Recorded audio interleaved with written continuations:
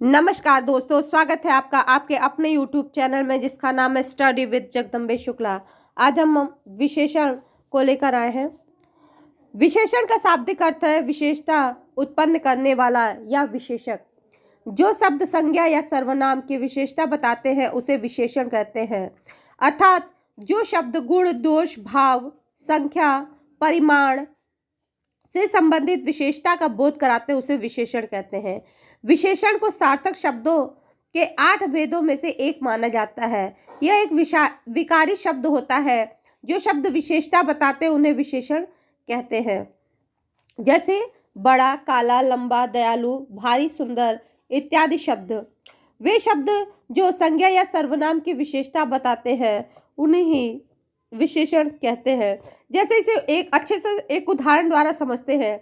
जैसे राधा एक सुंदर लड़की है। यहाँ पर राधा एक लड़की है। अब उसकी विशेषता क्या है कि वह क्या है, सुंदर है। दूसरा है रमेश एक निडर सिपाही है। रमेश क्या है, एक सिपाही है एवं वह निडर भी है। यानी कि यहाँ पर रमेश की विशेषता बता रहा है कि वह एक निडर सिपाही है। चलिए इसके बारे में जानते हैं कि कितने प्रकार के होते हैं। विशेषण मुख्यतः 8 प्रकार के होते हैं। पहला गुणवाचक विशेषण, दूसरा संख्यावाचक विशेषण, तीसरा परिमाणवाचक विशेषण, चौथा सर्वनामिक विशेषण, पांचवा व्यक्तिवाचक विशेषण, छठवां प्रश्नवाचक विशेषण, सातवां तुलना बोधक विशेषण और आठवां है संबंधवाचक विशेषण की। जो शब्द संज्ञा या सर्वनाम के गुण, धर्म, स्वभाव आदि का बोध कराते हैं उन्हें गुणवाचक सर्वनाम विशेषण कहते हैं। गुणवाचक विशेषण कहते हैं। जैसे अच्छा, पुराना, झूठा, सफेद शब्द इत्यादि। दूसरे शब्दों में कह सकते हैं कि वह संज्ञा या सर्वनाम के शब्द जो गुण, दोष, रूप, रंग, आकार, स्वाद, दशा, स्थान आदि की विशेषता को प्रकट करते हैं उन्हें गुणवाचक विशेषण कहते हैं। उदाहरण के लिए समझते हैं। जैसे गुणबोधक शब्द क्या होते हैं, अच्छा, बुरा, गोरा, वीर, कायर, क्रोधी। रंगबोधक सफेद, हरा, नीला, पीला। आकार के लिए मोटा, पतला, गोल, लंबा। कालबोधक के लिए नया या पुराना। चलिए गुणवाचक विशेषण के कुछ उदाहरण को देखते हैं। जैसे गुण के रूप में भला, उचित, अच्छा, ईमानदार, सरल, सच्चा आदि शब्द। दोष के रूप में बुरा, अनुचित, झूठा, घमंडी। रूप या रंग के बारे में जब बात करते हैं तो होता है जैसे हम कह सकते हैं लाल, पीला, नीला, हरा, काला, बैंगनी इत्यादि। आकार के बारे में जब बात करते हैं तो गोल, चौकोर, समान, सुंदर, नुकीला इत्यादि शब्द। फिर है स्पर्श गुणवाचक के लिए मुलायम, सख्त, ठंड, कोमल, कठोर। स्वभाव के लिए बात करते हैं तब चिड़चिड़ा, मिलनसार। गंध के बारे में बात करते हैं सुगंधित या दुर्गंधपूर्ण। व्यवसाय से संबंधित जो शब्द यूज होते हैं वह हैं व्यापारी, औद्योगिक, शैक्षिक। पदार्थ के रूप में सूती, रेशमी, ऊनी इत्यादि शब्द। जब समय के बारे में बात करते हैं तो वो होगा अगला, पिछला, नजदीक इत्यादि शब्द। तापमान के बारे में विशेषता बताने वाले शब्दों में ठंडा, गरम, गुनगुना इत्यादि शब्द प्रयोग करते हैं। फिर है ध्वनि से संबंधित शब्दों में मधुर, कर्कश। स्वाद से संबंधित शब्दों में मीठा, कड़वा, नमकीन, तीखा इत्यादि शब्द। अगला वो है दशा या अवस्था बताने वाले विशेषण शब्द में दुबला, पतला, पिघला, गाढ़ा, सूखा, गीला इत्यादि शब्द। स्थान में चौहद्दी, चौरस, भीतर, बाहर, ऊपर, पूर्विया इत्यादि शब्द। अगला चलते हैं विशेषण की तरफ। संख्यावाचक विशेषण है दूसरा। वे विशेषण जो संज्ञा या सर्वनाम की संख्या का बोध कराते हैं संख्यावाचक कहलाते हैं। दूसरे शब्दों में जो अपने विशेष्यों की निश्चित या अनिश्चित संख्या का बोध कराते हैं वह संख्यावाचक विशेषण कहलाते हैं।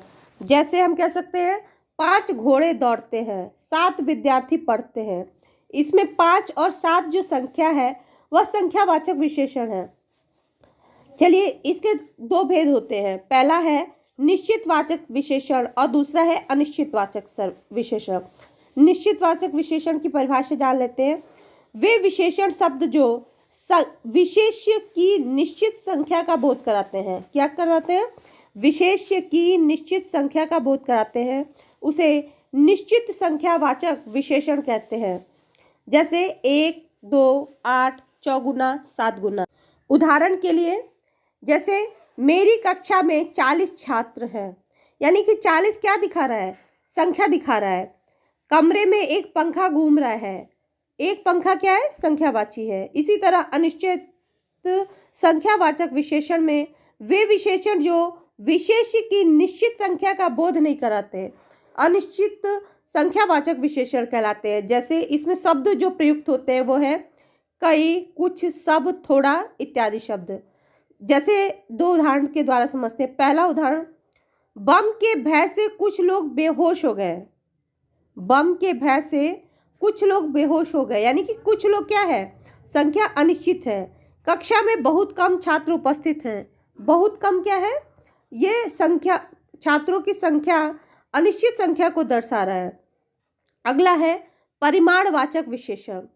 जिन विशेषण शब्दों से किसी वस्तु के लिए माप तौल संबंधित विशेषता को प्रकट किया जाता है, उसे परिमाणवाचक विशेषण कहलाता है।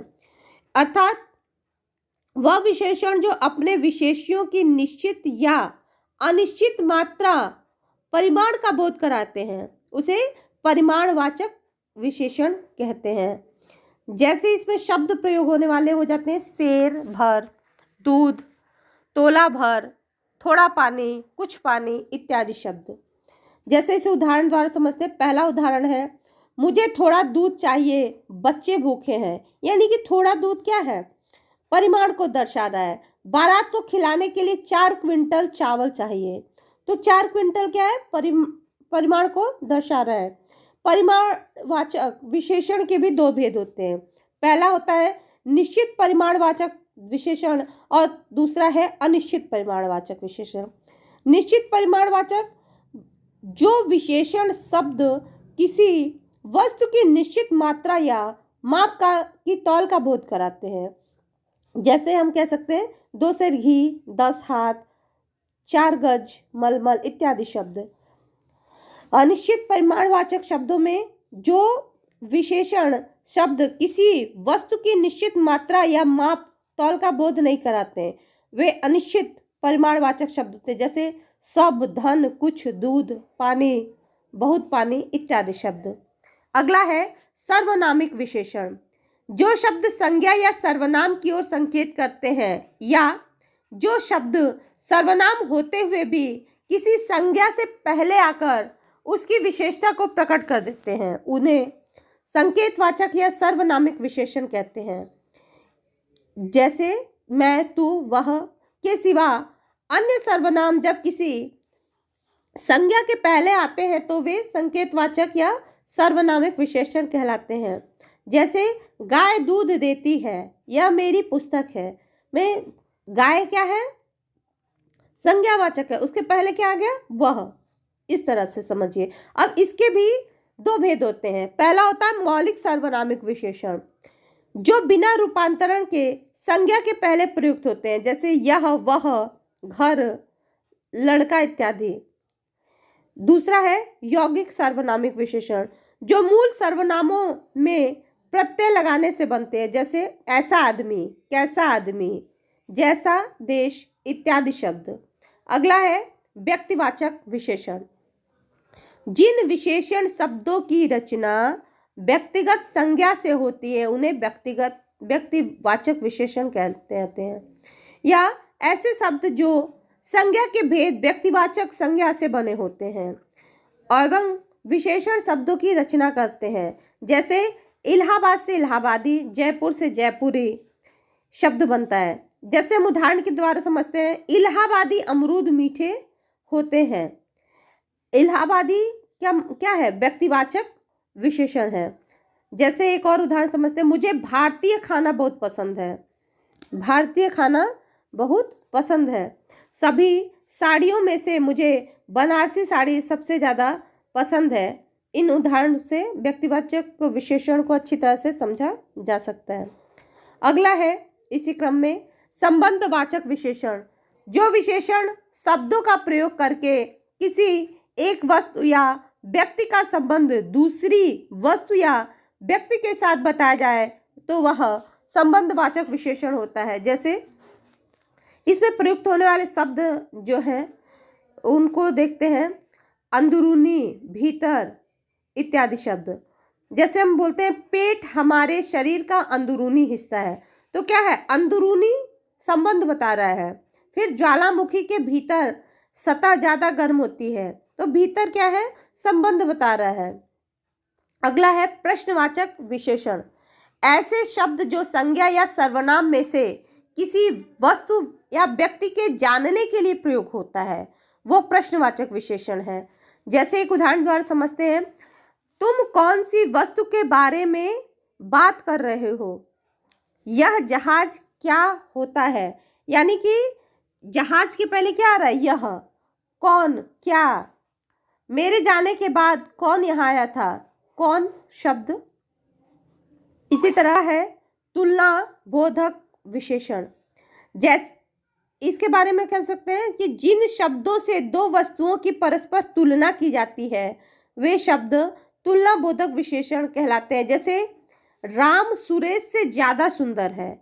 यहाँ पे सुरेश और राम की क्या करी जा रही है, तुलना की जा रही है। ये 3 प्रकार के होते हैं, मूलावस्था, उत्तरावस्था, उत्तमावस्था। जब किसी एक ही व्यक्ति या वस्तु की विशेषता जैसे गुण, दोष, शर्म, स्वभाव बताने के लिए की जाती है तो उसे मूलावस्था कहते हैं। जैसे इसमें शब्द प्रयोग होने वाला अच्छा, बुरा, वीर, बहादुर, निडर और डरपोक। उदाहरण से समझते हैं, मैं बड़ा होकर वीर सिपाही बनना चाहता हूँ। यानी कि वीर क्या है, यहाँ पे मूलावस्था है। जिंदगी में एक शेर की भांति निडर होना चाहिए। शेर की भांति निडर क्या है, मूलावस्था है। अगला है उत्तरावस्था।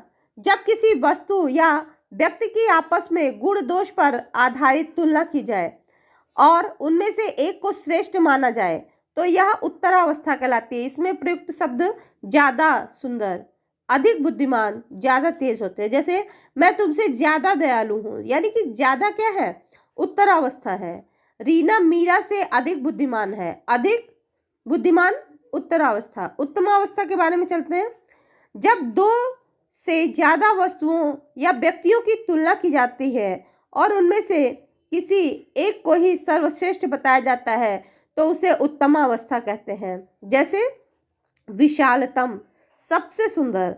उदाहरण द्वारा समझते हैं, सभी महासागरों में से प्रशांत महासागर विशालतम है। दूसरा है, इन सब में से तुम सबसे सुंदर हो।